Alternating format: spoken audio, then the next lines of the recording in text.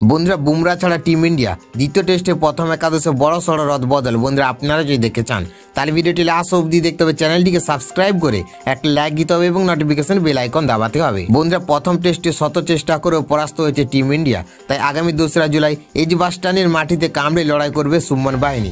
এমন অবস্থায় আবার দ্বিতীয় টেস্টে নাকি জাসপ্রীত বুমরাকে পাওয়া যাবে না। ইংল্যান্ডের বিরুদ্ধে প্রথম টেস্টে ভারত যেহেতু পরপর 5টি সেঞ্চুরি করেছে, তাই প্রথম আসরে সমস্ত ব্যাটারকে দ্বিতীয় টেস্টে খেলানোর কথা ভাবা হচ্ছে বলেই খবর। বন্ধুরা ইংল্যান্ডের বিরুদ্ধে দ্বিতীয় টেস্টে ওপেনিং করবেন যশস্বী জয়সওয়াল ও KL রাহুল। অন্যদিকে তৃতীয় এবং চতুর্থ নম্বরে ব্যাট করতে আসবেন সাই সুদর্শন, শুভমন গিল। একইভাবে পুরনো কম্বিনেশন ধরে রেখে পঞ্চম এবং ষষ্ঠ স্থানে নামানো হতে পারে ঋষভ পান্ত ও করুণ নায়ারকে। বন্ধুরা তবে শোনা যাচ্ছে 7 নম্বরে রবীন্দ্র জাদেজার পাশাপাশি 8 নম্বর পজিশনে খুব সম্ভবত শার্দুল ঠাকুরের বদলে নামানো হতে পারে নীতিশ কুমার রেড্ডিকে। বন্ধুরা কাজেই দ্বিতীয় টেস্টে যেহেতু ভারতের পেস বিভাগের প্রধান স্তম্ভকে পাওয়া যাচ্ছে না, এবার জাসপ্রীতের বিকল্প হিসেবে ইংলিশদের বিরুদ্ধে দ্বিতীয় টেস্টে দেখা যেতে পারে 26 বছরের আর্শদীপ সিংকে।